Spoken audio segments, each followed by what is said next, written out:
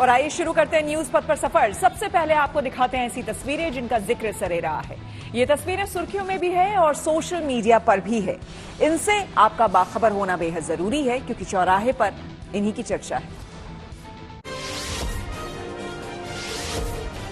शिवराज सिंह चौहान भले ही अब मध्य प्रदेश के मुख्यमंत्री नहीं हैं, लेकिन वहां के लोगों की जुबान पर अब भी रहते हैं। यहां तक कि सरकार के मंत्री भी भूल जाते हैं कि वो अब सीएम नहीं है। दौरे पर ग्वालियर पहुंची मध्य प्रदेश के राजस्व मंत्री करण सिंह वर्मा की भी जुबान फिसल गई। मोहन यादव की जगह शिवराज सिंह को मुख्यमंत्री बताते नजर आए। भूल का एहसास हुआ तो मुस्कुराने लगे। कहा, शिवराज जी याद आ जाते हैं, लंबे समय तक हमारे मुख्यमंत्री रहे हैं।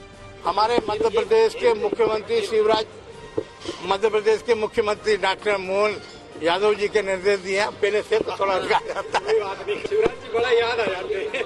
नहीं यार, हमारे मुख्यमंत्री है तो बुरी बात नहीं।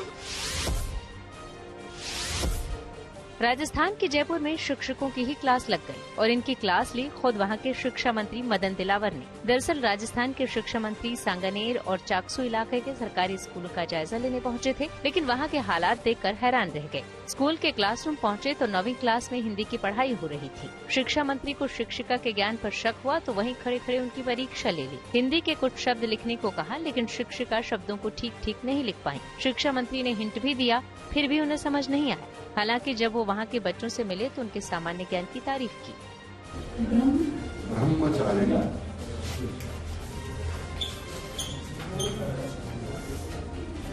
आधा है, पूरा है।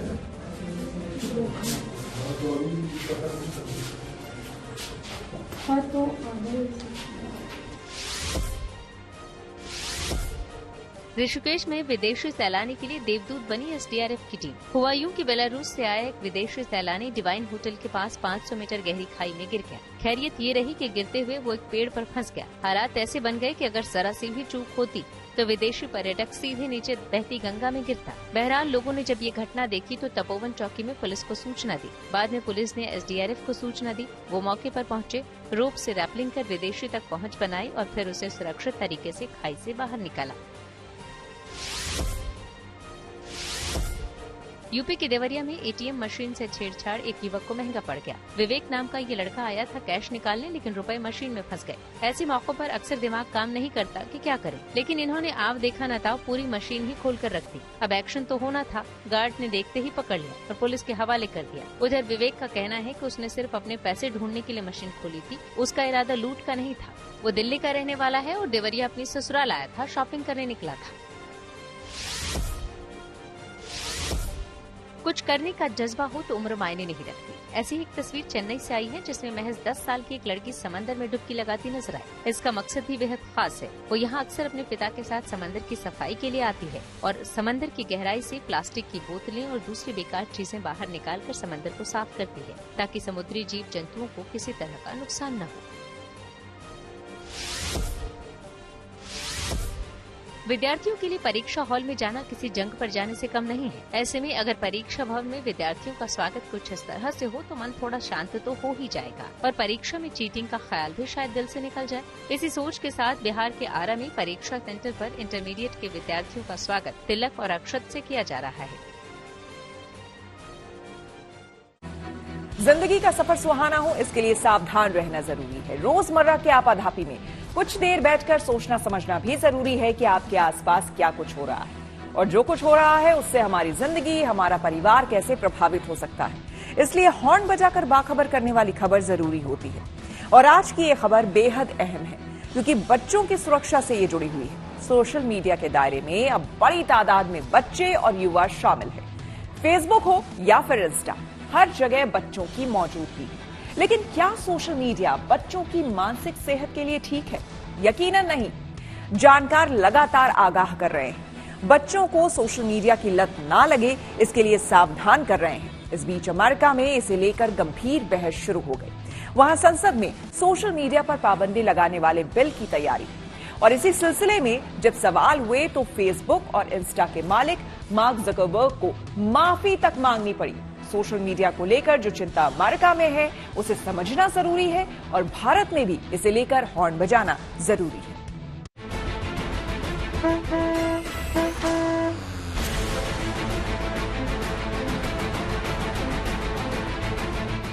This is my daughter Olivia. This is our son Matthew. Look at how beautiful Miriam is. My son Riley died from suicide after being sexually exploited on Facebook.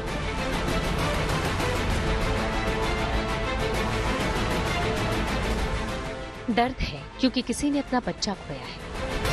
तकलीफ है क्योंकि किसी का लाडला बेहिसाब तनाव से गुजरा है। नाराजगी है क्योंकि किसी का बच्चा मानसिक समस्याओं से घिर गया। कम उम्र के किसी लड़के ने खुदकुशी की तो कोई छोटी उम्र में ड्रग्स की गिरफ्त में आ गया। ऐसे बच्चों के पेरेंट्स के चेहरे पर बेबसी है, गुस्सा है और उसकी वजह है सोशल मीडिया।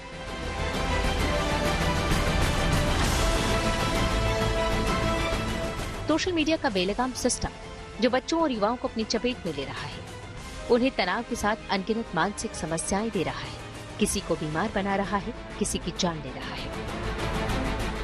अमेरिकी संसद में जहां सोशल मीडिया पर कानून बनाने की पहल हो रही है, ऐसे कई माता पिता जुटे जिनके हाथों में उनके बच्चों की तस्वीरें थी और सामने थे मेटा के सीईओ मार्क जुकरबर्ग। पेरेंट्स की सिस्कियों में जो दर्द की दास्तां थी, उसे सुनकर फेसबुक और इंस्टाग्राम के मालिक को अपनी गलतियों का एहसास हुआ।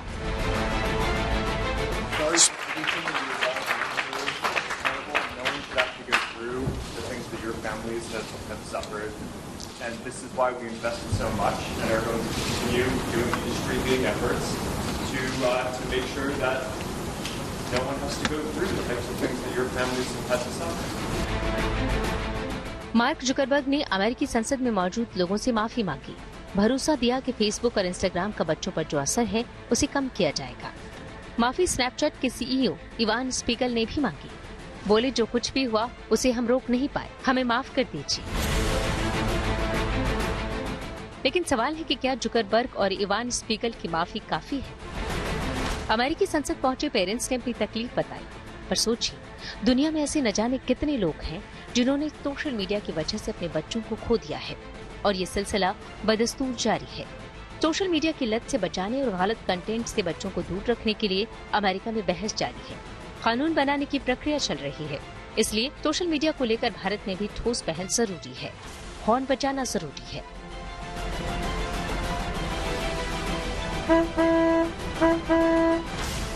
सबसे पहले आपको बताते हैं कि अमेरिकी कांग्रेस में सोशल मीडिया पर बात क्यों हो रही है। अमेरिकी संसद में सोशल मीडिया पर पाबंदी लगाने वाला बिल लाया गया है। इसके तहत सोशल मीडिया कंपनियों को पोस्ट की जा रही सामग्री के लिए जिम्मेदार बनाना है। इसी सिलसिले में सीनेट की जुडिशरी कमेटी के सामने सोशल मीडिया कंपनी के मालिकों से सवाल जवाब किए गए।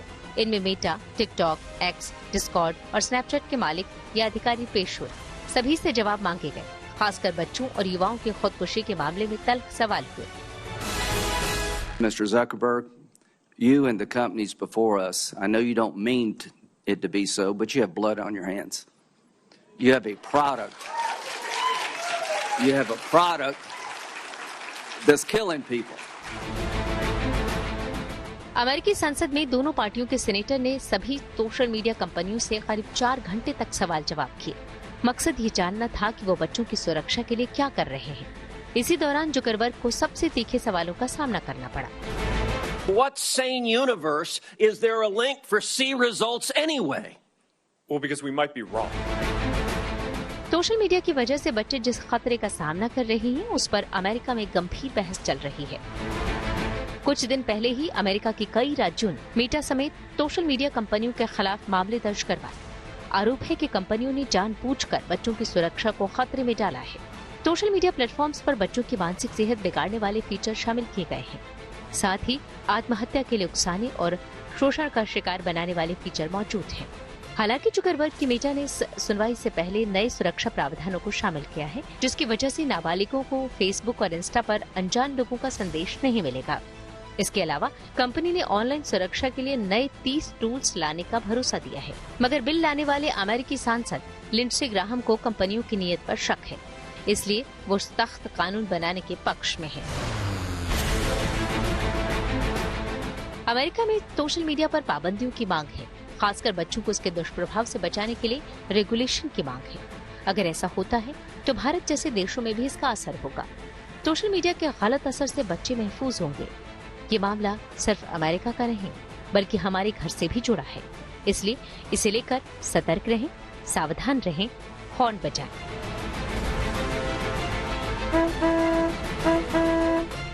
Bureau report, good news today.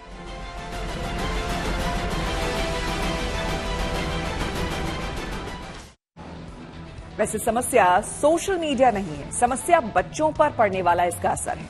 हालांकि बच्चों के विकास में ये अहम भूमिका निभा सकता है। इसके जरिए बच्चे नेटवर्किंग स्किल्स बढ़ाने के लिए नई चीजें सीखते हैं, एक दूसरे के आइडियाज से वाकिफ होते हैं, कम्युनिकेशन स्किल्स अच्छे होते हैं और इससे बच्चे मोटिवेट भी हो सकते हैं। लेकिन अगर बच्चों पर निगरानी नहीं रखी गई तो सोशल मीडिया के नुकसान बहुत ज्यादा हैं और कई बार खतरनाक भी। सुनिए क्या बता रही हैं doctor Sneha Sharma. Social media का जो यूजर प्लेटफॉर्म है वो इस तरह से बनाया जाता है कि बार बार या रिपीटेड तौर पे उसका यूज हो और लोग ज्यादा से ज्यादा टाइम सोशल मीडिया पे बिताएं। तो इसमें सबसे ज्यादा जो प्रभावित होते हैं वो बच्चे होते हैं। तो ऐसे में बच्चे जो अपना टाइम नहीं रेगुलेट कर पा रहे या ऑर्गेनाइज नहीं कर पा रहे अपनी प्रायोरिटीज को, वो ही सबसे ज्यादा स्ट्रगल भी करते हैं कि सोशल मीडिया में कंटेंट की सीरियसनेस को पहचानने में उसकी उतना विजडम या मैच्योरिटी नहीं आती कि वो समझें कि क्या चीज करने लायक है या कम रिस्क टेकिंग है और क्या ज्यादा रिस्क टेकिंग है।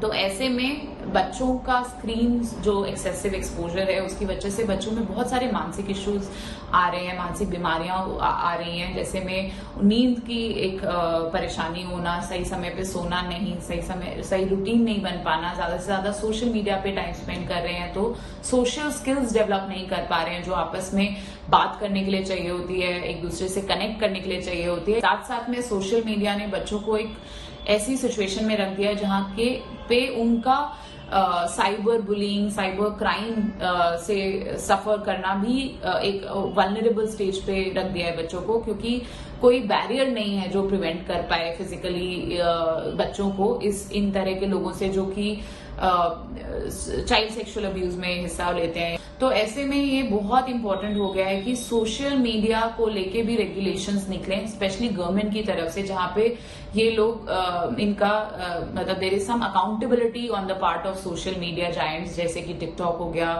फेसबुक हो गया और इंस्टाग्राम हो गया, और वो समझें कि किस तरह से वो बच्चों के फ्यूचर को अफेक्ट कर रहे हैं और इसकी रिस्पॉन्सिबिलिटी लें। उत्तरकाशी के सिलकियारा टनल में फिर से शुरू हुआ काम। आइए आपको सीधे लिए चलते हैं न्यूज एक्सप्रेसवे पर, जहां देश की कुछ और जरूरी खबरें कर रही हैं आपका इंतजार। वित्त मंत्री निर्मला सीतारमण ने मोदी सरकार के दूसरे कार्यकाल का आखिरी अंतरिम बजट पेश किया। इस बजट में करदाताओं को कोई नई छूट नहीं दी गई है, यानी इनकम टैक्स स्लैब में कोई बदलाव नहीं किया गया है। वित्त मंत्री ने अपने बजट भाषण में कहा कि पिछले 10 साल में टैक्स कलेक्शन 3 गुना बढ़ा है। केंद्र सरकार के अंतरिम बजट में महिलाओं को खास तोहफा मिला। खासकर ग्रामीण महिलाओं को सशक्त बनाने पर जोर दिया गया है। अब सभी आशा वर्कर्स और आंगनबाड़ी वर्कर्स को आयुष्मान भारत योजना का भी लाभ मिलेगा। वहीं सरकार ने 2 करोड़ की जगह अब 3 करोड़ लखपति दीदी बनाने का लक्ष्य रखा है। वित्त मंत्री निर्मला सीतारमण ने कहा कि लगभग 1 करोड़ महिलाएं लखपति दीदी बनी हैं। अब 3 करोड़ लखपति दीदी बनाने का लक्ष्य है। लखपति दीदी योजना के तहत महिलाओं की आर्थिक स्थिति सुधारने के लिए उन्हें स्किल डेवलपमेंट ट्रेनिंग प्रोग्राम दिया जाता है और अपना बिजनेस शुरू करने के लिए उनका मार्गदर्शन किया जाता है। मोदी सरकार के आखिरी अंतरिम बजट में प्रधानमंत्री आवास योजना को लेकर भी बड़ा ऐलान किया गया। अपने बजट भाषण में वित्त मंत्री निर्मला सीतारमण ने कहा कि प्रधानमंत्री आवास योजना के तहत अगले 5 साल में ग्रामीण इलाकों में 2 करोड़ और घर बनाए जाएंगे।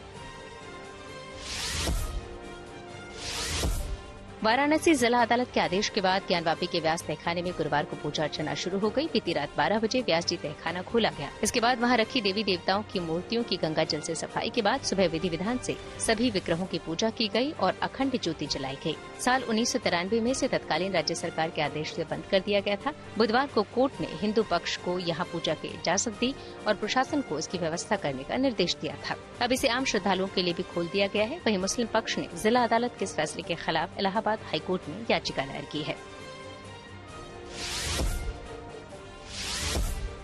उत्तरकाशी के सिलक्यारा टनल में एक बार फिर से काम शुरू हो गया है। NHIDCL यानी national highway and infrastructure development corporation limited के मुताबिक फिलहाल धीरे धीरे इस पर काम हो रहा है। आने वाले दिनों में काम में तेजी आएगी। 12 नवंबर को हुए हादसे के बाद इसे बंद कर दिया गया था। मलबा ढहने से इसमें 41 मजदूर फंस गए थे, जिन्हें 17 दिनों तक चले रेस्क्यू ऑपरेशन के बाद सुरक्षित निकाला गया था। पहाड़ से लेकर मैदान तक मौसम बदल गया है। पहाड़ों में बर्फबारी शुरू हो गई है। कश्मीर, हिमाचल और उत्तराखंड में जबरदस्त बर्फबारी हो रही है। जम्मू के वैष्णो देवी धाम में इस सीजन की पहली बर्फबारी देखी गई। वहीं केदारनाथ धाम में भी बर्फ की मोटी चादर बिछ गई है। वहीं मैदानी इलाकों में बुधवार से रुक रुक कर हो रही बारिश ने एक बार फिर ठिठुरन बढ़ा दी है। और खबरों के एक्सप्रेसवे से आगे रुक करते हैं सियासी ढाबे का, जहां आज की सबसे दिलचस्प खबर मौजूद है। 24 घंटे का वक्त गुजर गया, पर झारखंड में चंपई सोरेन को सरकार बनाने का न्योता नहीं मिला। विधायकों के साथ कहीं खेल ना हो जाए, इसलिए खबर है कि उनको कांग्रेस शासित तेलंगाना भेजने की तैयारी है। यानी कि इस वक्त झारखंड में हेमंत सोरेन ही कार्यवाहक मुख्यमंत्री हैं, जो इस वक्त जेल में हैं। दिलचस्प तस्वीर है। कब क्या होगा क्या नहीं कहा नहीं जा सकता। कल राहुल गांधी की झारखंड में एंट्री हो रही है। कल ही सुप्रीम कोर्ट में हेमंत सोरेन की गिरफ्तारी पर सुनवाई भी।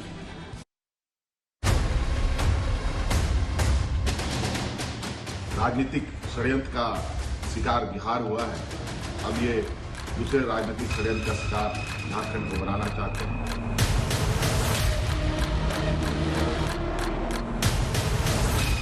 वैसा कोई झारखंड में नई खबर नहीं है। पहले भी एक मुख्यमंत्री वहां जेल जा चुके हैं, तो वहां की परिस्थितियां ऐसी हैं कि मुख्यमंत्रियों की आदत सी बनी हुई है। पॉलिटिकल इस्तेमाल हो रहा है इंडिपेंडेंट एजेंसीज का। जितने भी ईडी जहां जहां जा रही है 90% अपोजिशन वालों की है क्लियर।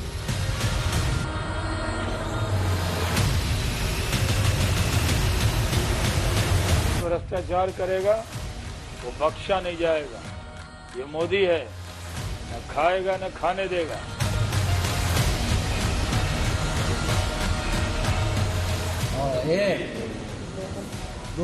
गिनती यूं हो रही है जैसे सरकारी स्कूलों में मास्टर छात्रों की उपस्थिति देखते हैं। 1 से शुरू हुई 43 तक पहुंची। माने सभी साथ में हैं और झारखंड में सरकार बनाने के लिए काफी है। 42, 43, 43, 43। लोकतंत्र में विधायकों की गिनती का ये खेल पहले भी आपने देखा होगा। इस बार झारखंड का तमाशा देखिए, जहां मुख्यमंत्री इस्तीफा देने के बाद गिरफ्तार हो चुके हैं। फिलहाल कोर्ट ने 1 दिन की न्यायिक हिरासत में भेजा है और सुप्रीम कोर्ट में जो उनकी तरफ से याचिका दी गई है उस पर शुक्रवार को सुनवाई होगी। मतलब ये कि हेमंत सोरेन मुश्किल में है।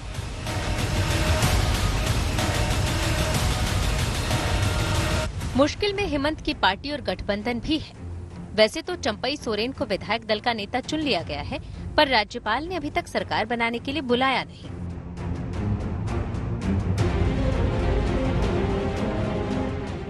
हमारे पास 47 जो है MLA हमारा साथ आज है, उसमें 43 और एक हमारे स्पीकर साहब, उसका भी समर्थन आप लोग जानते होंगे। और हम लोगों ने नई सरकार बनाने के लिए दावा पेश किया। चंपई सोरेन जी माननीय मुख्यमंत्री रहेंगे। चंपई सोरेन राज्यपाल से मिला है, बात हो गई, पर अभी तस्वीर साफ नहीं। अब खेल समझिए। झारखंड की फिलहाल 80 विधानसभा सीटों वाली विधानसभा में JMM गठबंधन के पास 48 सीटें हैं, मगर राज्यपाल को 43 विधायकों के सिग्नेचर वाला खत सौंपा गया है। गिनती भी 43 की है। अब विधायकों के इस अंतर में सत्ता का जंतर मिल सकता है। बीजेपी के पास 32 विधायक है, कमी सिर्फ 10 की है। 41, 42, 43, 43, 43। मैम ये पूछ रही है, जो लोग सर्किट हाउस में बैठे हैं, जो इनसाइडर्स हैं, वो ये सवाल पूछ रहे हैं कि हम लोगों ने आखिर कैसे इतना हस्ताक्षर किया। कुछ लोग जो है उनके हो सकता है कि डिफरेंस ऑफ ओपिनियन है, लेकिन वो बैठक अटेंड नहीं किया। लेकिन अगर व्हिप जारी होगा तो उनको आना पड़ेगा, उनको जो है फ्लोर पे आना पड़ेगा, नहीं तो वो डिस्क्वालीफाइड हो जाएंगे। चंपई सोरेन को जब तक सरकार बनाने का न्योता नहीं मिलता, तब तक खेल की गुंजाइश पूरी है। कहा जा रहा है कि मुख्यमंत्री पद को लेकर सोरेन परिवार में दरार है। अगर वाकई दरार है तो बिखराव की संभावना पूरी है, जिसका बीजेपी को इंतजार है। कल की विधायक दल की बैठक में शिबू सोरेन जी मौजूद नहीं है, वो राष्ट्रीय अध्यक्ष है। उनका कोई पत्र गवर्नर के पास मौजूद नहीं है। तो अभी जेएमएम में मुझे लगता है कि इतनी खटपट है कि बसंत सोरेन जी खुद मुख्यमंत्री बनना चाहते हैं, सीता सोरेन जी का हक बनता है, वो क्योंकि सीनियर है, बड़ी हैं। तो मुझे लगता है कि अभी खेल काफी बाकी है और जेएमएम भी पहले फैसला कर ले। पहले शिबू सोरेन जी का पत्र जाएगा राजभवन में, तब मैं इसके बारे में बता सकता हूं कि चंपई सोरेन जी मुख्यमंत्री हो रहे हैं कि नहीं हो रहे। झारखंड की विपक्ष के दलों ने ये फैसला ले चुके हैं कि हम चंपई सोरेन को मुख्यमंत्री पद पे हम हाजिर कराएंगे, बैठाएंगे। लेकिन बीच में और एक अरंगा लगा रहे हैं वहां के गवर्नर साहब। वो अरंगा इसलिए लगा रहे हैं कि वो नहीं चाहते कि जल्द से जल्द नए सरकार को गठन किया जाए। अगर विधायक दल का नेता बहुमत का दावा करता है तो उसे सरकार बनाने के लिए राज्यपाल बुलाते हैं। वो कितने वक्त में बुलाएंगे इसका संविधान में जिक्र नहीं। इसी नुक्ते पर झारखंड का खेला है। जेएमएम गठबंधन के विधायक इधर से उधर न हो जाएं, इसलिए रिजॉर्ट पॉलिटिक्स के तहत उनको तेलंगाना भेजने का फैसला लिया गया। इस बीच बीजेपी ने राष्ट्रपति शासन का शगुफा भी छोड़ दिया है। तो इस कारण से मुझे लगता है कि सबसे अच्छा मौका है कि झारखंड को बचाने का मौका आ गया है, झारखंड को इस करप्ट सिस्टम से छुड़वाने का मौका आ गया है और राष्ट्रपति शासन लागू कर देना चाहिए। अब समझिए कि झारखंड के सियासी खेल का केंद्र की राजनीति से क्या लेना देना है। शुक्रवार को राहुल गांधी बंगाल से झारखंड में एंट्री करने वाले हैं। पहले बिहार गए थे, जहां नीतीश ने पाला बदल लिया। बंगाल में टीएमसी ने ममता नहीं दिखाई और अब झारखंड जाने से पहले हेमंत गिरफ्तार हो गए। शगुन ठीक नहीं लगता। कांग्रेस कह रही है कि बीजेपी न्याय यात्रा से घबरा गई है। क्या आप इतना घबरा गए हैं उस सुनामी जिसका नाम है भारत जोड़ो न्याय यात्रा, कि आपके पुराने सुप्रसिद्ध तौर तरीके षड्यंत्र द्वारा सरकारें गिराने की और ज्यादा अधिक गति और दिशा पकड़ लिए हैं? चिंता में इंडिया गठबंधन भी है। दिल्ली में सोनिया गांधी के साथ खड़गे, शरद पवार, येचुरी और टीआर बालू ने मंथन किया। जुबानी जंग तेज हो गई। ऐसा लगता है कि धरती पर से उठा दो जो भी गैर भाजपाई मुख्यमंत्री हो, सरकार गिरा दो। धरती पर कुछ सरकार न रह जाए गैर भाजपाई। जिस तरह ईडी का, सीबीआई का, इनकम टैक्स का दुरुपयोग हो रहा है, ऐसा देश के इतिहास में कभी नहीं हुआ। और बाकी तो 36 लाख रुपए उनके घर से निकले। दिल्ली का मकान भी बहुत सुंदर है। शांति निकेतन तो बहुत पॉश कॉलोनी है ना जी, हैं? वहां एक BMW भी मिली है ना? हैं? दो मिली है, क्या बात है। BMW बहुत सुंदर। ठीक है भाई, चलिए BMW खूब कमाइए, लेकिन कानूनी तरीके से कमाइए। बेनामी में BMW पर चलिए और कार्रवाई नहीं होगी, कैसे होगा भाई? अब झारखंड के सियासी घमासान का असली खेल समझिए। बेशक छोटा राज्य है, पर यहाँ की लोकसभा की 14 सीटें बहुत अहम हैं। 2019 में बीजेपी ने 11 सीटें जीती थीं। बीजेपी का लक्ष्य आंकड़ा बढ़ाने का है, जबकि बिहार में लगे झटके के बाद इंडिया गठबंधन झारखंड नहीं गंवाना चाहता। अब ऊंट किस करवट बैठता है, ये राज्यपाल के फैसले के बाद ही तय होगा। रांची से सत्यजीत कुमार के साथ bureau report, good news today. Varanasi में ज्ञान वापी के व्यास तहखाने में 31 साल बाद फिर से पूजा के दीप जल उठे। हर हर महादेव के जयकारे सुनाई देने लगे। बुधवार को वाराणसी कोर्ट के आदेश के करीब 8 घंटे बाद रात 11 बजे ज्ञान वापी के व्यास तहखाने में मूर्तियां रखकर पूजा अर्चना की गई। इस दौरान डीएम और पुलिस कमिश्नर भी मौजूद रहे। पुजारी और भक्तों ने दीप जलाकर आरती की। इस दौरान तहखाने की दीवार पर बने त्रिशूल समेत अन्य धार्मिक चिन्हों को भी पूरे विधि विधान से पूजा गया। इस बीच अंजुमन इंतजामिया मस्जिद कमेटी ने वाराणसी कोर्ट के फैसले को इलाहाबाद हाईकोर्ट में चुनौती दे दी है। दूसरी तरफ हिंदू पक्ष ने भी हाईकोर्ट में कैविएट दाखिल की है, ताकि मुस्लिम पक्ष की अपील पर हाईकोर्ट हिंदू पक्ष को सुनने के बाद ही कोई फैसला दे।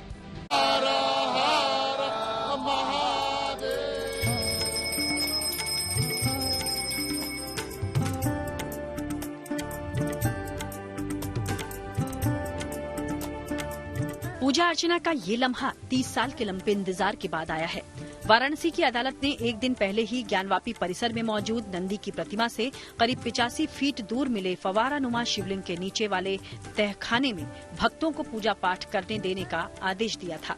अदालत के आदेश के बाद आधी रात को ही हाथों में पूजा की टोकरी लिए भक्तों की कतार भगवान के दर्शन के इंतजार में खड़ी हो गई थी और सुबह सुबह होते खबर आई कि पूजा का पहला विधान पूरा हो चुका है।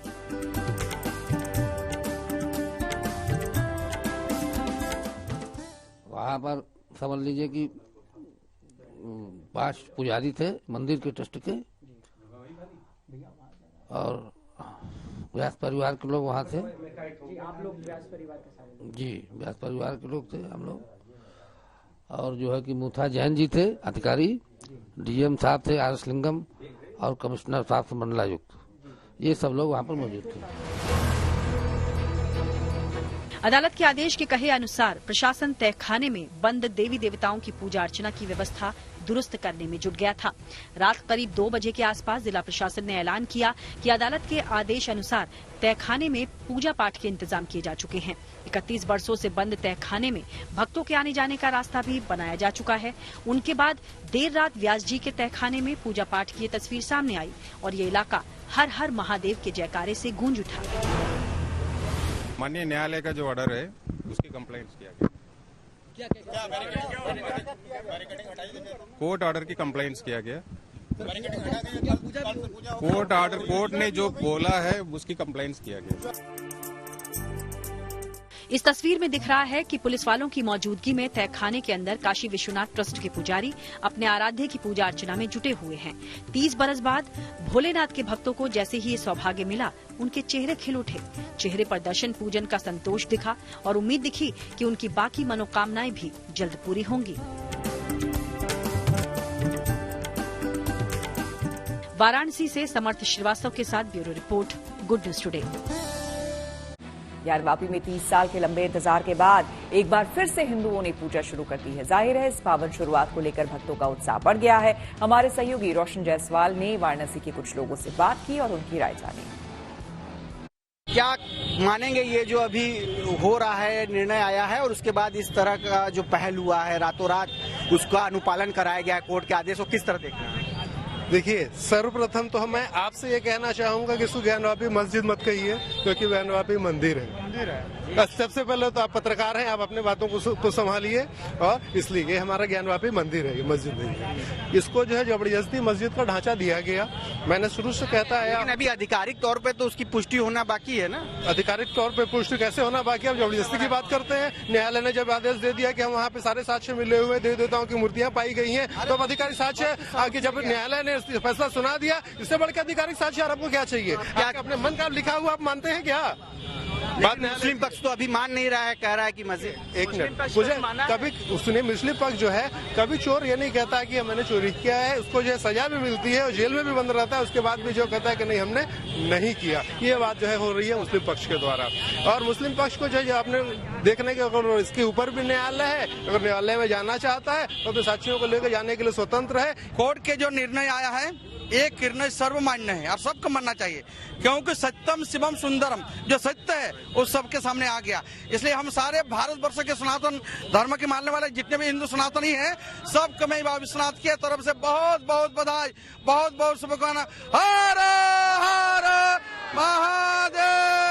और भी यहाँ पर लोग पहुंचे हैं जो मंदिर में दर्शन के लिए आप लोग आए हैं, किस तरह देख रहे हैं जो फैसला हुआ है और फैसले के बाद जो मुस्लिम पक्ष है वो हाई कोर्ट और सुप्रीम कोर्ट का दरवाजा खटखटा रहा है, आप सनातनी इसको किस तरह देख रहे हैं? देखिए, मुस्लिम पक्ष कभी जीवन में नहीं मानेगा, ना आज तक माना है कि यह मंदिर है। मानना होता तो अभी तक ये लौटा दिया होता सौहार्दपूर्ण तरीके से। अब मुस्लिम पक्ष चाहे वो निचली अदालत में जाए, चाहे वो सर्वोच्च अदालत में जाए, सच को छिपा नहीं सकता। मंदिर की प्राचीर में बनी हुई मूर्तियां, वहां पे पड़े हुए साक्ष्य चीख चीख के बोल रहे हैं कि हम मंदिर हैं। तो किसी के किसी भी अदालत में जाने से वह चीजें बदलने वाली नहीं है। जो सत्य है उसकी जीत होगी और वो शाश्वत रहेगा।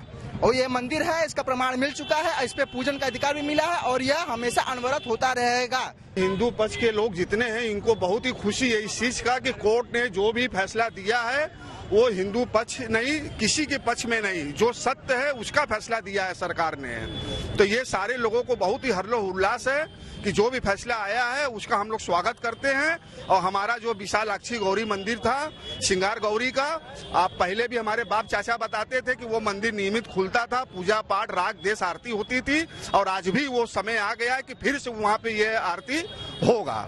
तो इसलिए हम लोगों को बहुत खुशी है। अब मुस्लिम भाई लोग अगर जो है विरोध कर रहे हैं, कह रहे हैं कि हम सुप्रीम कोर्ट जाएंगे, हाई कोर्ट जाएंगे, तो इससे कुछ नहीं होने वाला है। सत्य कभी छिपता नहीं है। न्यूज तत्पर आगे है धन बाजार, जहां शेयर बाजार से लेकर कारोबार तक की सभी अहम खबरें होती हैं और इसका सीधा रिश्ता आपकी आमदनी आपकी जेब से होता है। तो तेज रफ्तार खबरों के बीच ये जरूरी खबरें छूट न जाए, इसलिए सीधे आपको लिए चलते हैं धन बाजार। गुरुवार को शेयर बाजार में गिरावट देखने को मिली। सेंसेक्स 107 अंक गिरकर 71,645 पर बंद हुआ। ये गिरावट निफ्टी में भी जारी रही। निफ्टी 28 अंक फिसलकर 21,697 पर बंद हुआ। इस दौरान मेटल, ऑटो और टेलीकॉम समेत कई सेक्टरों के शेयरों में गिरावट रही। दिल्ली सराफा बाजार में सोना 100 रुपए महंगा हुआ। इसके साथ ही अब दिल्ली में 10 ग्राम सोने की कीमत बढ़कर 63,450 रुपए हो गई, जबकि चांदी की कीमत 600 रुपए गिर गई। दिल्ली में 1 किलो चांदी की कीमत 76,100 रुपए पर आ गई। टाटा मोटर्स इस साल 2 नई इलेक्ट्रिक व्हीकल लॉन्च करने की तैयारी में है। मीडिया रिपोर्ट्स के मुताबिक टाटा जल्द कर्व ईवी और हैरियर का इलेक्ट्रिक मॉडल लॉन्च कर सकती है। ये दोनों गाड़ियां एसयूवी मॉडल में होंगी। इसके साथ ही कंपनी साल 2025 में अल्ट्रोज और सिएरा का भी इलेक्ट्रिक वर्जन लॉन्च कर सकती है। जाहिर है टाटा की पहले से ही बाजार में मौजूद इलेक्ट्रिक गाड़ियां डिमांड में हैं। बजाज ऑटो ने अपनी पॉपुलर बाइक पल्सर N150 और N160 का अपडेटेड वर्जन पेश किया है। दोनों बाइकों को नए फीचर्स के साथ कलर ऑप्शन में पेश किया गया है। कंपनी ने नई बाइक में LCD इंस्ट्रूमेंट पैनल भी दिया है जो ब्लूटूथ से कनेक्ट होगा। हालांकि कंपनी ने अभी दोनों बाइकों के नए मॉडल की कीमत का खुलासा नहीं किया है। और अब रुक करते हैं प्रगति मार्ग का, जहां ऐसी खबरें हैं जो कि देश की तरक्की, प्रगति और लोगों की काबिलियत दिखाती है। इलेक्ट्रिक व्हीकल बनाने वाली company Jitendra EV transparent panel वाली इलेक्ट्रिक स्कूटर लॉन्च करने जा रही है। इसकी कीमत का खुलासा अभी नहीं हुआ है, लेकिन इसकी जो पहली झलक सामने आई है वो बाकी स्कूटर से थोड़ा सा अलग है। दावा किया जा रहा है कि ये देश की पहली ट्रांसपेरेंट इलेक्ट्रिक स्कूटर है।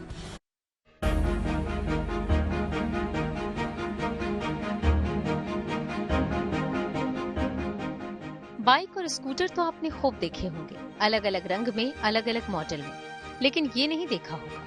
अगर आपको लग रहा है कि इस पर प्लास्टिक का कवर चढ़ाया गया है तो आप गलत हैं। यहाँ कुछ नया करने की कोशिश हुई है। बिना कोई रंग चढ़ाए इसे ट्रांसपेरेंट पैनल के साथ बाजार में उतारने की तैयारी है। इसे बनाया है इलेक्ट्रिक व्हीकल बनाने वाली कंपनी जितेंद्र ईवी ने। तो अगर स्कूटर के पुराने घिसे पिटे रंगों से अलग कुछ नया लाना चाहते हैं तो ये आपके लिए ही है।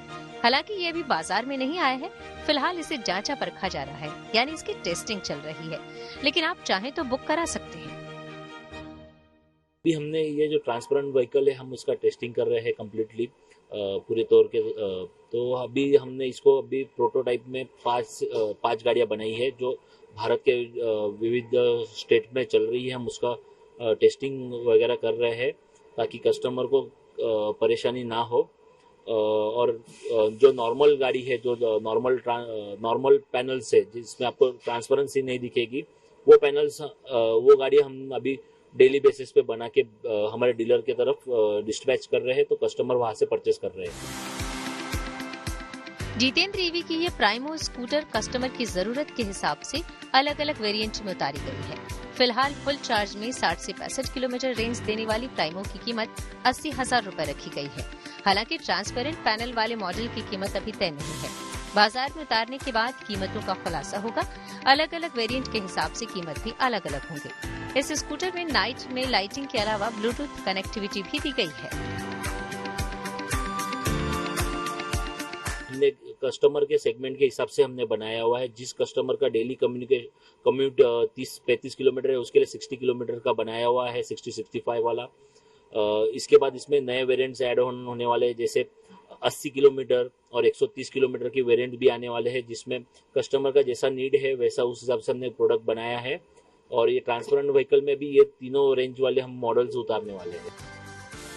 तो सड़क पर फर्राटे भरते इस नए रंग रूप वाले दोपहिए पर अगर आपका भी दिल आ गया है तो आपको थोड़ा इंतजार करना होगा, क्योंकि ये अभी बाजार में नहीं आई है, लेकिन इसकी बुकिंग धड़ल्ले से हो रही है। Bureau report, good news today. HMD global ने सोशल मीडिया से हटाया नोकिया का नाम। टेक्नोलॉजी से जुड़ी ऐसे ही हर एक जरूरी खबर को जानने समझने के लिए आइए आपको लेकर चले डिजिटल गली। एलन मस्क ने सोशल मीडिया प्लेटफॉर्म एक्स पर एक रोबोट का वीडियो शेयर किया है जिसमें नजर आ रहा है कि रोबोट बड़ी ही आसानी से इंसान की तरह चल रहा है। वॉकिंग के दौरान रोबोट ने किसी का भी सहारा नहीं लिया, न ही उसे गिरने से बचाने के लिए कोई वायर का सपोर्ट दिया गया। मस्क का दावा है कि ये रोबोट इंसानों की मदद के लिए तैयार किया जा रहा है। Smartphone maker company HMD global अब अपने ओरिजिनल ब्रांड के नाम से स्मार्टफोन लॉन्च करेगी। इससे पहले कंपनी नोकिया के नाम से फोन बनाया करती थी, लेकिन अब कंपनी ने अपने सोशल मीडिया अकाउंट एक्स से नोकिया को रिमूव कर दिया है। मीडिया रिपोर्ट्स के मुताबिक HMD इसी साल अपना नया स्मार्टफोन लॉन्च करेगी। अमेरिका की प्यू रिसर्च सेंटर ने यूएस में सोशल मीडिया के इस्तेमाल को लेकर एक रिपोर्ट जारी की है जिसमें बताया गया है कि अमेरिका में करीब 38% लोग यूट्यूब का इस्तेमाल करते हैं। इसके बाद दूसरे नंबर पर फेसबुक है जिसका करीब 66% लोग इस्तेमाल करते हैं, जबकि इस लिस्ट में इंस्टाग्राम चौथे नंबर पर आता है। इसी के साथ न्यूज पक में मेरे यानी कि श्वेता झा के साथ फिलहाल इतना ही। देश दुनिया की तमाम पॉजिटिव खबरों के लिए आप देखते रहिए गुड न्यूज टुडे।